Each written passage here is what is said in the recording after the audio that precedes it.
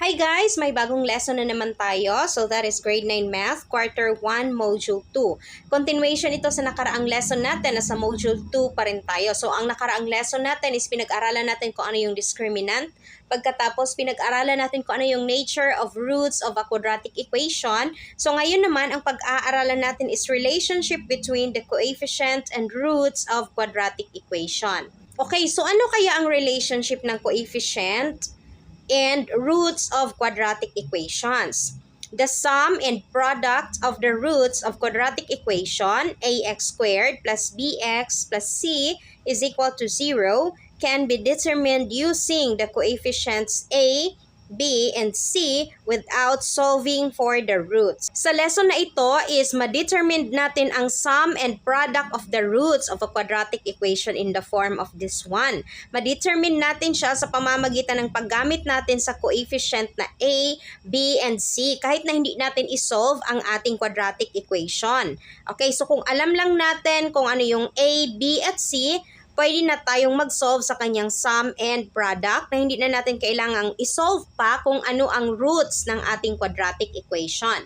Remember that the roots of a quadratic equation can be determined using the formula. So yung formula natin is x is equal to negative b, positive and negative square root of b squared minus 4ac all over 2a. So ibig sabihin na ang roots ng ating quadratic equation ma-determined natin sa pamamagitan ng pag-solve na gamit ang ating formula.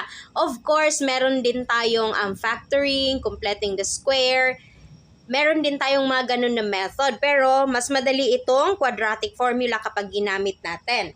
So, ang ating quadratic formula, as what I have said, is ito. X is equal to negative b, positive and negative square root of b squared minus 4ac all over 2a. Okay, so ito yung quadratic formula na ginagamit natin sa pag-solve ng roots ng quadratic equation. And ang sum of roots natin is equal to x sub 1 plus x sub 2 is equal to negative b over a. Okay, sa paghahanap ng sum of roots, ito yung gagamitin natin na formula. So x sub 1 plus x sub 2 is equal to negative b over a. Okay, so ang formula na ito is derived from our quadratic formula. Okay, so dito siya nanggaling. So negative b over a. Okay, so merong solution tayo dyan kung paano natin kinuha. And then, ang product of roots is equal to x sub 1 multiplied by x sub 2 is equal to c over a. Ang product of roots naman natin, kung paano natin siya kukunin, ang ating formula is c over a. So, i-divide mo lang ang value ng iyong c at ang value ng iyong a. Okay, so ito yung formula natin sa sum of roots and product of roots. Itong mga formula na ito, magagamit natin ito sa pag-determine ng ating sum of roots and product of roots kahit na hindi natin kailangang isolve or hindi na natin kailangang isolve ang roots of quadratic equation. Kasi kapag nag-solve tayo ng roots, masyadong mahaba itong ating solution kasi ito ang gagamitin natin, itong quadratic formula natin. While kung alam natin itong sum of roots and product of roots, pwede na tayong mag-solve agad kasi ito lang na formula ang gagamitin natin at makukuha na natin agad ang kanilang sum of roots and product of roots. Okay, meron tayong example dito. So, find the sum and products of the roots for each of the following equations. Okay, so hanapin natin ang sum and product of roots ng mga equation na ito.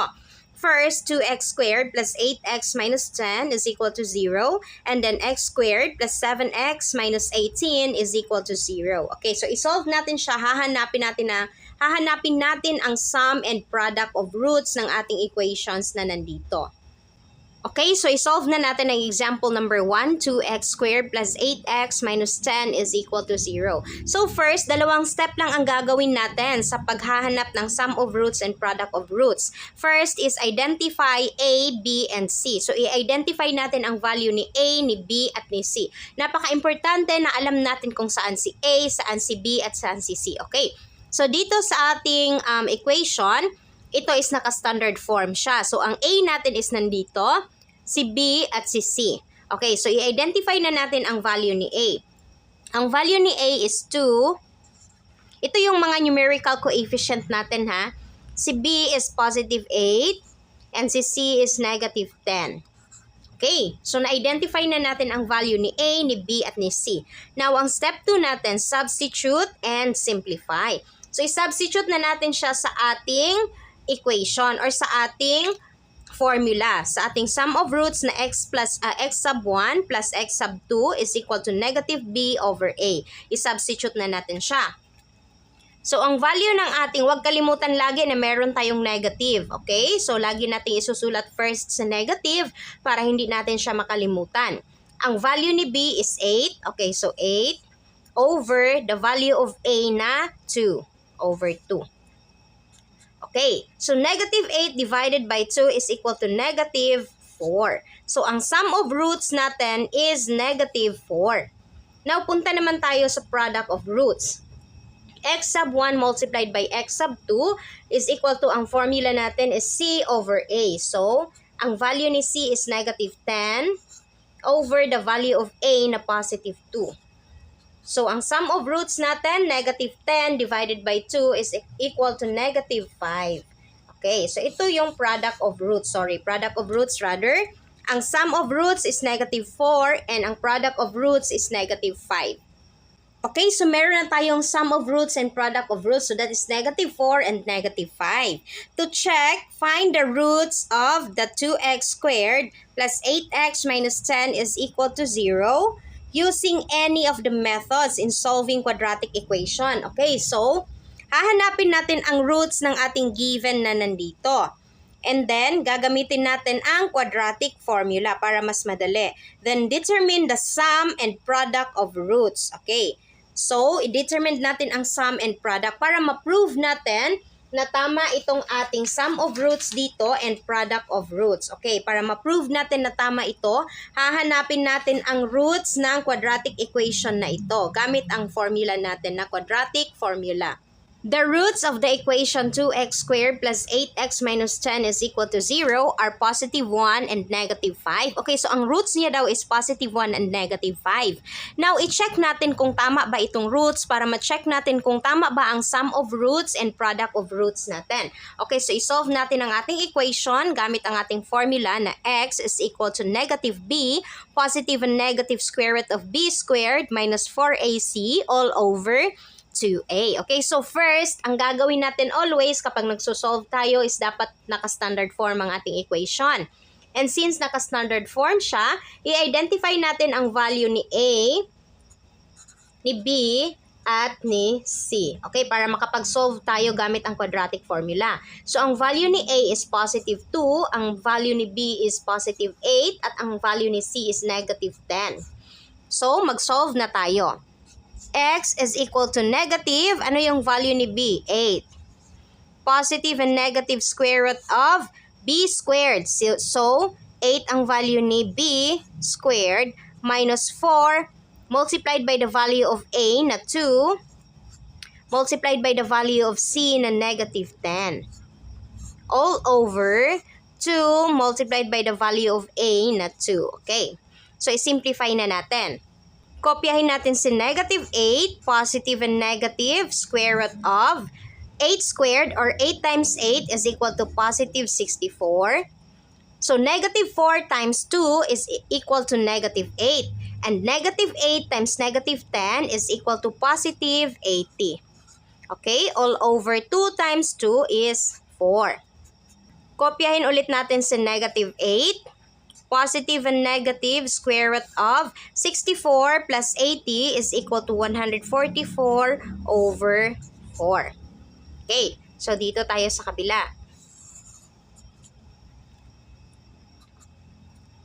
So, negative 8, positive and negative, ano yung square root ni 144? 12, kasi 12 times 12 is equal to 144. So, 12 over 4. Okay, so pwede na nating kunin ang value ng ating x sub 1 at ang value ng ating x sub 2. So, si x sub 1 is equal to negative 8. Uunahin natin si positive 12 over 4. Equals, so negative and positive subtract and malaki ang sign ni positive. So, ang sagot is positive. So, 12 minus 8 is equal to 4 over 4. 4 over 4 is 1. Okay, so ang x sub 1 natin is 1. So, tama ang ating roots dito na 1 ang ating value ng isang x. And then, ang x sub 2 natin is equal to negative 8. Kasi negative naman yung kunin natin over 4. Negative and negative add, then copy the common sign. So, negative 8 plus 12 is 20 over 4. Negative 20 divided by 4 is equal to negative 5. Okay, so ito yung value ng x sub 2 natin. So tama ang positive 1 and negative 5 na roots ng ating quadratic equation na 2x squared plus 8x minus 10 is equal to 0. Ngayon, ang gagawin natin is i-check na natin ang ating sum of roots and product of roots kung tama ba yung sagot natin kanina na negative 4 and negative 5. Okay, so i-check natin siya. I-check na natin ang ating sum of roots at product of roots natin kung tama ba na ang ating sum of roots is negative 4 at ang ating product of roots is negative 5. Gamit ang value ng ating x sub 1, so ang ating x sub 1 is positive 1 at ang ating x sub 2 is negative 5. Okay, so isolve na natin siya para ma-check natin kung tama ba talaga yung sum of roots at product of roots natin. So x sub 1, ano yung value ng ating x sub 1? Positive 1. Plus, the value of our x sub 2 is negative 5. Okay? So, positive and negative is negative 5. So, positive and negative, subtract. Kopyahin natin ang sign ng bigger number. So, that is negative. 5 minus 1 is 4. Okay? So, ang sum of roots natin is negative 4. Dito naman sa product of roots natin. Ang ating x sub 1 is positive 1. Multiplied by the value of x sub 2 na negative 5. So, positive 1 times negative 5 is equal to negative 5. Okay, so ito yung product of roots natin. Okay, so i-check natin, tama ba kanina ang solution natin or tama ba ang sagot natin? So, sum of roots is negative 4. Product of roots is negative 5. Okay, so negative 4 ang sum natin dito and negative 5 ang ating product of roots. Okay, so pareho sila. So nakita nyo ang kanilang relationship na hindi mo na kailangang isolve ang iyong quadratic equation para makuha mo ang iyong sum of roots and product of roots. Basta alam mo lang kung paano kunin ang value ng iyong A, ng B at ng iyong C gamit ang formula na ito. Nasa sum of roots natin is negative B over A at sa product of roots natin is C over A. Another example tayo, x squared plus 7x minus 18 is equal to 0. Okay, so first, i-identify natin ang value ni A, ni B, at ni C. So si A is positive 1, si B is positive 7, and si C is negative 18.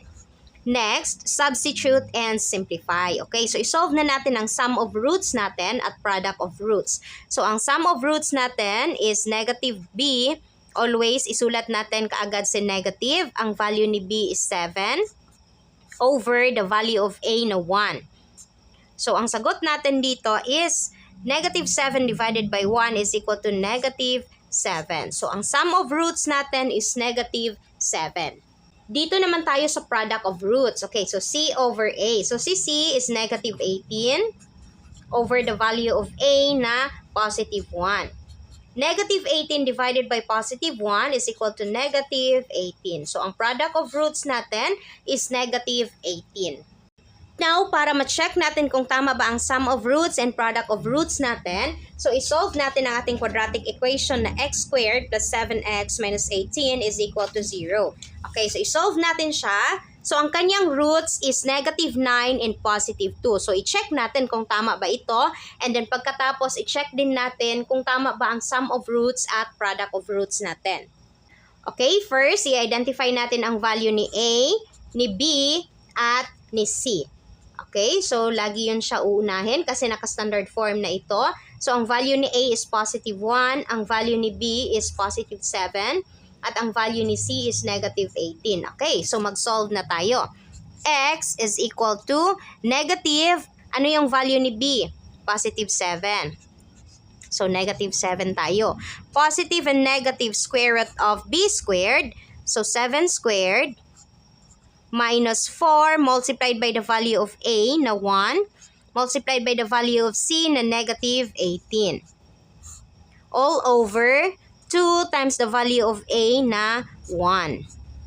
Okay, pagpatuloy lang natin. So, negative 7, positive and negative square root of 7 squared or 7 times 7 is equal to 49. Negative 4 times positive 1 is negative 4. Negative 4 times negative 18 is positive 72. All over 2 times 1 equals 2. Okay? Kopyahin ulit natin sa negative 7, positive and negative square root of 49 plus 72 is equal to 121, all over 2. Okay, so ipagpatuloy natin dito sa kabilang side. So negative 7, positive and negative, square root of 121 is 11. Kasi 11 times 11 is equal to 121. 11 all over 2. Okay, so pwede na natin kunin ang value ng ating x sub 1 at ang value ng ating x sub 2. So si x sub 1 is negative 7, positive yung uunahin natin, plus 11 over 2. So negative and positive, subtract. Kopyahin natin ang positive sign kasi mas malaki si 11. So 11 minus 7 is equal to 4 over 2. So 4 over 2 is equal to 2. So, ang x sub 1 natin is 2. Si x sub 2 naman. So, si x sub 2 is negative ang kukunin natin. Negative 7 minus 11 over 2. So, negative and negative, add. Kopyahin ang common sign na negative. 7 plus 11 equals 18 over 2. Negative 18 divided by 2 is equal to negative 9. Okay? So, ang x sub 2 natin is 9. Negative 9, sorry. Okay? So, ang value ng ating x sub 1 is positive 2 at ang value ng ating x sub 2 is negative 9. Okay, so negative 9 and positive 2. Now, i-check na natin siya kung tama ba yung sum of roots and product of roots natin. Okay, so i-check natin kung tama ba yung sum of roots and product of roots natin kanina. So, x sub 1 plus x sub 2, ang value ng ating x sub 1 is positive 2 plus the value of x sub 2 na negative 9. Okay, so 2, positive and negative is negative 9. So 2 minus 9 is equal to negative 7. Okay, so ito na yung sum of roots natin. Sa product of roots naman natin, positive 2 multiplied by negative 9. Positive 2 multiplied by negative 9 is equal to negative 18. Okay, so ito yung product of roots natin. So titingnan natin na ang ating sum of roots kanina is negative 7. At ang ating product of roots is negative 18. So, tama siya. O, diba, napakadali lang talagang kunin ang sum of roots and product of roots kahit na hindi mo na siya kailangang isolve gamit ang quadratic equation natin or kahit na anong method ang gamitin natin. Pwede na natin siyang isolve agad basta alam lang natin ang value ng ating A, ng ating B, at ng ating C. So, nag-solve tayo kanina ng quadratic equation kasi pinapakita ko lang sa inyo kung tama ba yung sum of roots and product of roots natin. Pero kung kayo na yung magsusolve, pwede na kayong diretso dito sa inyong sum of roots and product of roots na hindi nyo na kailangang isolve gamit ang quadratic equation. Okay, so ngayon, I think naintindihan natin ang ating lesson kung paano kukunin ang sum of roots and product of roots natin sa pamamagitan ng pagkuha ng value ng ating A, ng B, at ng C. Okay, so meron tayong 1, 2, 3, 4, 5, 5 examples. Isolve natin agad ang kanyang sum of roots. Okay, so sa first equation, x squared plus x is equal to 6. Ano ang kanyang sum of roots? Again, ano yung sum of roots natin? Negative b over a. So, negative b, ang value ni b is 1. So, that is negative 1 over the value of a na positive 1. Okay, so negative 1 divided by positive 1 is negative 1. So, ang sum of roots natin is negative 1. Sa product of roots naman, so c over a. So, C natin, itong C natin, kapag ilipat, of course, kasi gagawin natin siyang standard form, so ilipat natin siya sa kabila. Kapag nilipat natin sa kabila, naging negative 6 ito. So, negative 6 over the value of A na positive 1. So, negative 6 over positive 1 is negative 6. So, ang sum of roots natin is negative 1 at ang product of roots is negative 6. Another example, okay, so pwede nyo i-pause ang ating video, tapos sagutan nyo siya, tapos mamaya i-check nyo kung tama ba yung sagot nyo. Okay, so number 2, sum of roots. So negative b, negative ang value ni b is positive 5 over the value of a na 2. Okay, So, ito na yung sagot natin, negative 5 over 2. And then, ang product of roots naman is C over A. So, ang C natin is negative 25 over the value of A na 2. Ito na rin yung product of roots natin. Ang sum of roots natin is negative 5 over 2 at ang product of roots is negative 25 over 2. Sum of roots is negative B over A. So, negative. Huwag kalimutan lagi si negative. Negative, ano yung value ng ating B dito? 4. So, that is negative 4 over the value of A na, ito yung A natin. Kapag ilipat natin siya sa kabila, gawin nating standard form, sa negative 4 is magiging positive 4. Okay, so over 4 equals negative 4 divided by 4 is equal to 1. So, ang sum of roots natin is 1. Sa product of roots naman is C over A. So, ang value ni C is negative 5 over the value of A na 4. Okay, so ang product of roots natin is negative 5 over 4. Another example. So, ang sum of roots is negative, always negative B. So, negative 12 over the value of A na 8. So, negative 12 over 8 is equal to negative 12 divided by 4 is equal to 3 over 2. Okay, so ito yung sum of roots natin, negative 3 over 2. Ang ginawa natin is ni-reduce into lowest term natin itong 12 over 8. So, 12 divided by 4 is 3, 8 divided by 4 is 2. So, ang sum of roots natin is negative 3 over 2. Sa product of roots naman is C. So, ang value ni C is negative 1. Kapag standard form natin, magiging positive 1 kasi ilipat natin siya sa kabila. So, that is positive 1 over the value of A na 8. So, ang product of roots natin is 1/8. Last example tayo. So, negative B, negative, and negative 11 over the value of A na 3. Okay, so negative times negative is positive 11 over 3. So, ang sum of roots natin is negative over, 11 over 3. And ang product of roots is C. So, ang value ni C is negative 4 over the value of A na 3. Okay, so ang product of roots natin is negative 4 over 3. O, diba? Napakadali lang na kunin ang sum of roots and product of roots basta alam nyo lang yung value ni A, ni B, at ni C. Ang susunod naman nating pag-aaralan is determining the quadratic equation given the roots. Okay, so paano naman natin gagawin ang quadratic equation kung roots ang ibibigay sa'yo? Kabaliktaran naman. So, roots ang ibibigay sa'yo, iso-solve mo kung ano ang quadratic equation na yon. That's all for today's video, guys. Sana may natutunan kayo sa ating lesson for today. See you on our next lesson. Bye!